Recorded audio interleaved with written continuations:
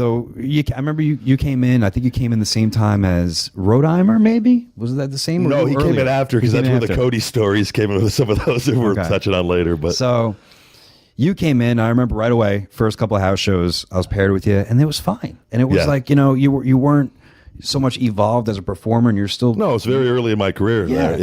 But like I survived, and I'm like, and sometimes I think back to that when people said that you were a little rough around the edges, and that's for a separate episode. But I was like, I wrestled you very, very early on, a lot, and I think it's worth noting, and talking about Deep South, and that's going to be down the line.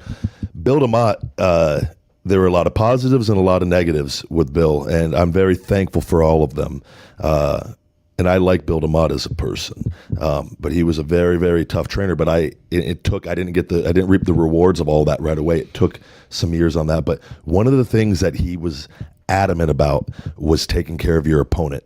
And we used to do things where we would slam 100-pound heavy bag, and you had to treat this, and you had to land it flat. And if you didn't, he would have somebody take you and drop you on the back of your neck, and not that I'm not here to say whether that was right or wrong, but in all fairness, you do learn really fucking quickly how to drop somebody safely, because if you don't, you're not going to be there for long.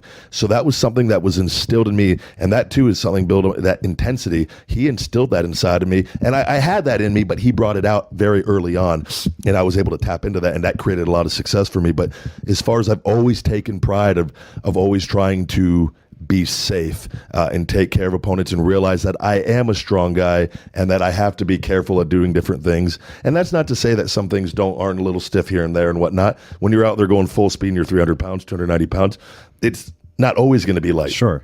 But it's always been something that I take a lot of pride to try to go out there and have that in me. And I don't think the jury is against you in that regard, because you've had people like Jericho and a few other people. Yeah. I mean, I'm 200 pounds barely. And like I said, early on, it was fine.